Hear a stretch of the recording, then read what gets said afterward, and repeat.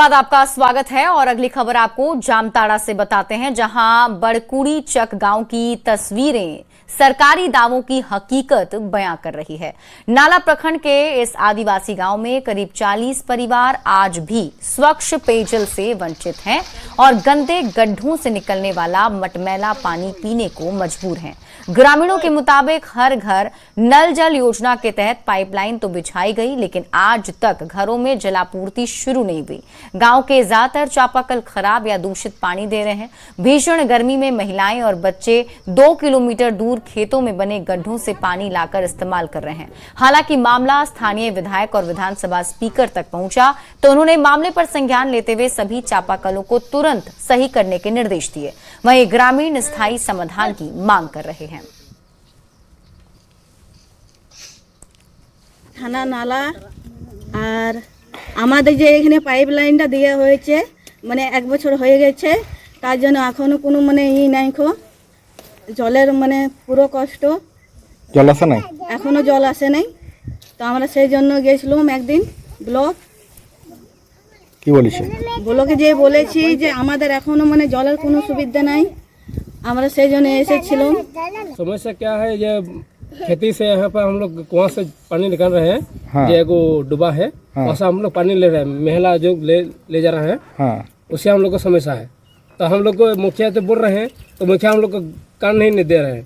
तो हम लोग क्या करेंगे? मेरा गांव में समस्या पानी की समस्या है। अब 1 साल पहले जो पाइपलाइन बिछाया गया था वो पानी अभी तक कोई भी नहीं ठीक नहीं हुआ है। अभी तक पानी नहीं मिला है हमारे गांव में। तो 5-6 चापाकल है, वो चापाकल भी 3 गो चालू है। तो वो पानी भी आयरन पानी है, वो पानी हम पीने के लायक नहीं है। तो हम लोग झरना के पानी पीने पड़ते हैं। ये सब होने का काम है। हम तो प्रयास तो हम कर रहे हैं, लेकिन ये मेरा विभाग का नहीं है।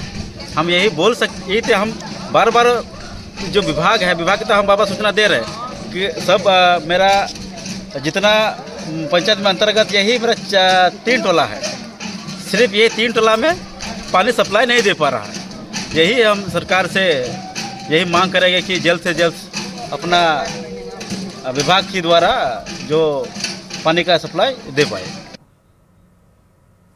झारखंड में पेयजल सुविधाओं के लिए सरकार और प्रशासन लाख दावे करे, लेकिन इस वक्त जो तस्वीरें हम दिखाने वाले हैं ये पेयजल व्यवस्था की हकीकत को बयां करती है। हम इस वक्त मौजूद है जामताड़ा जिले के नाला प्रखंड अंतर्गत बड़ारामपुर पंचायत के बड़कुड़ी चक गांव में। ये आदिवासी बहुल गांव है जहां करीब 40 आदिवासी परिवार रहते हैं और 200 की आबादी है, लेकिन यहाँ पेयजल के लिए कोई ठोस व्यवस्था नहीं होने के कारण आप तस्वीरों में देख सकते हैं किस तरह खेत के डाड़ी में जो आदिवासी महिलाएं हैं वो यहाँ पर पानी निकालने को विवश है। दूषित पानी पीने को यहाँ पर विवश है। गांव में लगे 6 चापाकल में से 3 जो है वो दम तोड़ चुके हैं, वहीं 3 चापाकल जो है आयरन युक्त पानी देते हैं जो पीने योग्य नहीं है, जिसके कारण यहाँ की महिलाएं पुरुष यहाँ पर खेत में 2 किलोमीटर का सफ़र कड़ी धूप के बीच तय कर यहाँ पर देखिए किस तरह से खेत के डाड़ी से पानी निकालने को मजबूर है। इसके लिए यहाँ पर देखिए पानी कम होने के बावजूद काफ़ी संख्या में महिलाओं की भीड़ यहाँ पर आप देख सकते हैं कि किस तरह से पानी काफ़ी परेशानी के बीच कड़ी धूप में ये लोग पानी पेयजल के लिए तरसने को विवश है। इसी के बीच पेयजल संकट की ये तस्वीर काफ़ी भयावह है। अब देखना ये होगा कि सरकार और प्रशासन इनकी मांगों पर कब संज्ञान लेता है और कब इनके पेयजल संकट दूर होती है। सुमन भट्टाचार्य, न्यूज़ 18 जामताड़ा। रांची से बड़ी खबर मिल रही है, जहां राज्यसभा चुनाव में बीजेपी मजबूती से अपनी उपस्थिति दर्ज करने की कवायद में जुट गई है। प्रदेश अध्यक्ष आदित्य साहू की अध्यक्षता में चुनाव समिति की बैठक हुई, जिसमें राज्यसभा चुनाव के सभी पहलुओं पर गहन चर्चा हुई है। बीजेपी प्रदेश उपाध्यक्ष अमर बाउरी ने कहा, बीजेपी चुनाव लड़ेगी और जीतेगी भी। अपनी अंतरात्मा की आवाज सुनकर ही हम लोग अपना प्रत्याशी मैदान में उतार रहे हैं। झारखंड में 81 मतदाता हैं, सबका अधिकार है चुनाव लड़ने का।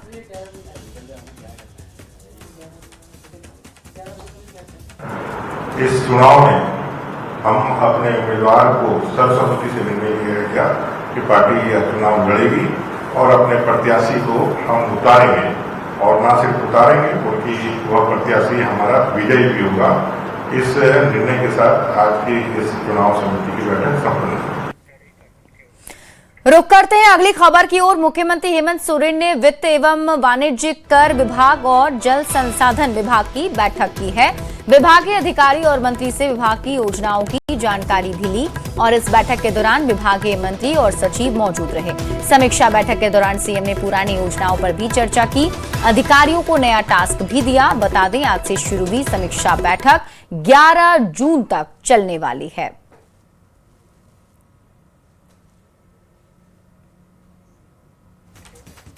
ये दो तस्वीरें टीवी स्क्रीन पर आपको दिखा रहे हैं। पहली तस्वीर वित्त एवं वाणिज्यिक कर विभाग के अधिकारियों के साथ मैराथन समीक्षा बैठक की है, जिसमें राज्य के आय व्यय की स्थिति पर बिंदुवार चर्चा करते हुए वित्तीय संसाधनों के प्रभावी प्रबंधन और उनके समुचित उपयोग पर विशेष जोर दिया गया। सीएम ने विभाग की उपलब्धियों पर संतोष जताते हुए अधिकारियों को निर्देश दिया है कि इस सकारात्मक स्थिति को और मजबूत किया जाए। तो दूसरी तस्वीर आपको दिखा रहे हैं जल संसाधन विभाग की उच्च स्तरीय समीक्षा बैठक की, जिसमें राज्य में संचालित विभिन्न सिंचाई योजनाओं, मेगा लिफ्ट परियोजनाओं, पाइपलाइन आधारित योजनाओं, बांधों एवं बहुउद्देशीय परियोजनाओं की प्रगति की विस्तृत समीक्षा की गई है। मुख्यमंत्री ने स्पष्ट निर्देश दिया है कि जल संसाधन विभाग की सभी योजनाओं को समयबद्ध तरीके से पूर्ण किया जाए ताकि राज्य के किसानों को सीधा लाभ मिल सके। सरकार के फंड से अनुपयोगी चीजों पर खर्च होता है, उस पर नियंत्रण प्राप्त होगा। ट्रेजरी पे वेतन, ट्रेजरी मसला ना बोलिए, मेरा आग्रह होगा। ये ट्रेजरी का घोटाला नहीं है। ट्रेजरी ने तो भुगतान किया। भुगतान तब किया जब डीडीओ ने विपत्र को पारित किया, स्वीकृत किया। तो ट्रेजरी का कोई घोटाला नहीं है, ये वेतन घोटाला है। और जिस विभाग में हुआ है, अधिकांश तो पुलिस विभाग के मामले सामने आए हैं और एक रांची में पशुपालन विभाग का आया है। तो ये वेतन घोटाला का मामला है। मुख्यमंत्री जी ने कहा कि सख्त से सख्त कार्रवाई करिए जो इसमें दोषी पाए जाते हैं। खबर चतरा से है, जहां जिला पुलिस ने नशे की तस्करी के खिलाफ बड़ी कार्रवाई की है, जिसमें करीब 47 लाख रुपए मूल्य की अवैध अफीम और डोडा जब्त की गई। जानकारी के मुताबिक बजराही के समीप कुछ लोग अवैध रूप से प्रतिबंधित अफीम की खरीद बिक्री कर रहे हैं। सूचना के बाद सिमरिया एसडीपीओ के नेतृत्व में टीम गठित कर छापेमारी की गई। पुलिस की गाड़ी को देखते ही तस्कर भागने लगे, लेकिन पुलिस ने 2 आरोपियों को पकड़ लिया। वहीं 2 अन्य आरोपी जंगल का फायदा उठाकर फरार हो गए।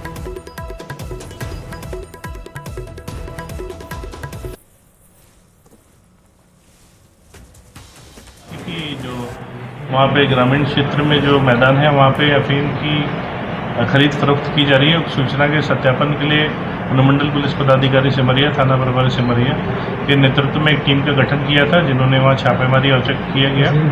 उसमें कुछ लोग भागने में सफल रहे, परंतु 2 व्यक्ति पकड़ाए, जो कि मोहम्मद फैजान और जीवलाल गंजू, जो दोनों सिमरिया थाना क्षेत्र के ही रहने वाले हैं। मोहम्मद फैजान ने बताया कि वो यहाँ पे अफीम खरीदने आया था और जीवलाल गंजू जो है वो अफीम का सप्लायर है। खबर गोड्डा से है। लक्ष्मीपुर गांव में जमीन विवाद अब गंभीर रूप लेता दिखाई दे रहा है। ग्रामीणों का आरोप है कि करीब 90 साल पहले काली मंदिर के नाम दान की गई जमीन पर दोबारा कब्जा करने की कोशिश हो रही है। आरोप है कि कुछ लोग दबंगों के समर्थन से गांव पहुंचे और विवादित जमीन पर जबरन काम शुरू कराने की कोशिश की। दूसरी तरफ दूसरा पक्ष जमीन को अपनी पुश्तैनी संपत्ति बता रहा है और इस बीच एक वीडियो भी सामने आया, जिसमें विवादित और उग्र बयानबाजी की जा रही है। बढ़ते तनाव के बीच प्रशासन से निष्पक्ष जांच और शांतिपूर्ण समाधान की मांग उठ रही है। उन लोगों ने लाठी डंडा लेकर के लक्ष्मीपुर के उस डिस्प्यूटेड मैदान पर आया और लोगों को धमकाया। गांव भी घुसा। गांव में हमारे चूंकि गांव में पढ़े लिखे लोग हैं, सब बाहर हैं, वहां जा कर के कुछ हरिजन महिलाओं को गलम गाली किया, उसके घर में घुसा और तोड़फोड़ किया, कुछ सामान भी लेकर के भागा। और मैं यहां पर अभी आया था थाना प्रभारी को मेमोरेंडम देने के लिए, एप्लीकेशन देने के लिए और उचित कार्रवाई करने के लिए। ये उन लोगों के तरफ से लगाया गया इल्जाम सरासर गलत है, जबकि वो जमीन मेरे पूर्वज की है और गंजर सेटलमेंट में है और जिसका कि हमको सरकार द्वारा मुआवजा भी मिला है और अभी तक मैं रसीद भी कटवा रहा हूं और उसमें हम जब जब गए हैं खेती किए हैं। अभी ये लोग मेरी माँ का डेथ होने के बाद ये लोग डिस्टर्ब कर रहा है और जाली पेपर बना के खुरपानामा 1942 का या 1990 का जो भी पेपर है ये लोग गलत दिखा रहे हैं। खबर जमशेदपुर से है, जहां बागबेड़ा थाना क्षेत्र में आदिवासी जमीन की घेराबंदी को लेकर बड़ा विवाद सामने आया है। स्थानीय आदिवासी समाज के लोगों ने कथित कब्जे के विरोध में निर्माणाधीन चारदीवारी को तोड़ दिया। ग्रामीणों का कहना है कि ये जमीन सालों से आदिवासी समुदाय की है और यहां त्योहारों, खेलकूद कार्यक्रमों का आयोजन होता रहा है। आरोप है कुछ भूमाफिया इस जमीन को अपनी निजी संपत्ति बताकर पिछले 3 दिनों से घेराबंदी कर रहे थे। शिकायत के बावजूद कार्रवाई नहीं होने पर ग्रामीण एकजुट होकर मौके पर पहुंचे और सबल हथौड़े से निर्माण तोड़ दिया। इस दौरान पुलिस और ग्रामीणों के बीच हंगामा भी हुआ है। फिलहाल प्रशासन पूरे मामले की जांच में जुटा हुआ है। किससे खरीदा आपने? सरदार जी, अवतार सिंह जी। अवतार सिंह ने बेचे हैं। हाँ, कितना जमीन आपने खरीदा था अवतार सिंह से? इसमें टोटल जो है पेपर में 84 कट्ठा दिखा रहे हैं। टोटल 84 कट्ठा का ऑनलाइन सब पेपर भी बना के दिए। अच्छा, पेपर ऑनलाइन भी है? हाँ, ऑनलाइन चढ़ा हुआ सब चीज है। अच्छा, क्या हुआ आज यहाँ पे? जो हमको दिए, हम बाउंड्री किए थे, इसमें जो है यहाँ बाधा आ रहा है। बोले कि नहीं, इसमें ये लोग बोल रहे हैं हमारा है, तो ठीक है, जिसका होगा पेपर दिखाएंगे। खबर राजधानी रांची से है, जहां अलग अलग इलाकों में हुई लूट और झपटमारी की घटना का पुलिस ने खुलासा करते हुए 2 अपराधियों को गिरफ्तार कर लिया है। पुलिस ने पकड़े गए अपराधियों के पास से लूट और झपटमारी के सामान, हथियार, कारतूस बरामद किए हैं। गिरफ्तार आरोपियों का आपराधिक इतिहास भी है। वो झुमका जो है चोरी का है, और जो चेन जो है उनके पास एक और जो चेन जैसा वो मिला है वो स्नैचिंग का है। और संबंधित जो केसेस हैं, क्योंकि कुछ दूसरे थानों के भी जो पुराने केसेस हैं उसमें भी इन्होंने इनकी जो संलिप्तता है उस पर अभी जांच पुलिस के द्वारा की जा रही है और उसमें भी इनको रिमांड किया। बड़ी खबर आपको जमशेदपुर से बताते हैं, जहां पुलिस को अंतर्राज्यीय बाइक चोर गिरोह के खिलाफ बड़ी सफलता मिली है। साक्षी थाना पुलिस ने कार्रवाई करते हुए 2 आरोपियों को गिरफ्तार किया है। पुलिस ने इनके पास से चोरी की 5 मोटरसाइकिलें बरामद की हैं। जांच में सामने आया कि आरोपी शहर से बाइक चोरी कर उनकी नंबर प्लेट बदलकर दूसरे राज्यों में बेचते थे। फिलहाल पुलिस गिरोह के अन्य सदस्यों की तलाश में जुटी हुई है। संधान किया गया तो पाया गया कि एक व्यक्ति है जिसका नाम है शमशाद आलम। तो वो ऐसा कार्य, इस बार भी उसी ने ये कार्य किया था और पहले भी ऐसा कार्य करता रहा है। तो उसके पास से इस मोटरसाइकिल के अलावा, जो इस मामला दर्ज हुआ था, इसके अलावा 2 और मोटरसाइकिल मिली। तो कुल मिला के 3 मोटरसाइकिल। और एक व्यक्ति है जो इसका सहयोगी है, जिसका नाम है अरुण मुखर्जी। तो कुल मिला के 5 मोटरसाइकिल और 2 लोगों को गिरफ्तार किया गया। खबर सिमडेगा से है, जहां मानव तस्करी का एक गंभीर मामला सामने आया है। एक युवती को बहला फुसलाकर पहले दिल्ली ले जाया गया और फिर अलग अलग दलालों के जरिए बाड़मेर में भारत पाकिस्तान बॉर्डर के पास 3 लाख रुपए में बेच दिया गया। डीएसपी रणवीर सिंह ने बताया कि युवती के साथ लंबे समय तक अत्याचार किया गया। किसी तरह उसने अपनी मां से संपर्क किया, जिसके बाद मामला पुलिस तक पहुंचा। पुलिस ने मानव तस्करी का मामला दर्ज कर टीम गठित की और राजस्थान जाकर युवती को सुरक्षित रेस्क्यू किया। में पीने में कोई भी दिक्कत होती है तो हम में राजस्थान के बाड़मेर में 3 लाख रुपए में बेच दिया गया। और 3 साल में इनके पास एक बच्ची को भी जन्म दी है। इसकी सूचना हमारे पुलिस अधीक्षक महोदय को मिली, जिसपे हम लोगों ने तुरंत कांड दर्ज करते हुए एक टीम का गठन किया, जिस टीम ने तुरंत जाकर के वहाँ रेस्क्यू किया इनको और आज उनको सुरक्षित उनके परिजनों को सुपुर्द किया गया है। इस पूरे घटनाक्रम में जो भी लोग संलिप्त हैं उनकी गिरफ्तारी और उचित कार्रवाई है तो हम लोग प्रयास जारी है। यहाँ से दिल्ली ले गया था, दिल्ली से राजस्थान ले गया था। राजस्थान में हमको 3 लाख में बेच दिया गया था और हमको वहाँ पर मारपीट करते थे। मैं पुलिस द्वारा झारखंड पहुँची हूँ, सिमडेगा। अभी घर से मिलकर कैसा लग रहा है परिवार? घर से मेरी मम्मी से मैं मिली, बहुत अच्छा लग रहा अभी। और क्या क्या हुआ तुम्हारा? वहाँ पर हमको मारपीट करते थे, मारने की धमकियाँ देते थे। कौन लेकर के गया? मेरे पड़ोसी गांव के आदमी ने ले गया था। गोड्डा से बड़ी खबर है। ललमटिया थाना क्षेत्र अंतर्गत बड़ा भोडाई गांव में एक दिल दहला देने वाली घटना सामने आई है। पति ने पत्नी पर तेजाब फेंक दिया है, जिसमें महिला गंभीर रूप से झुलस गई।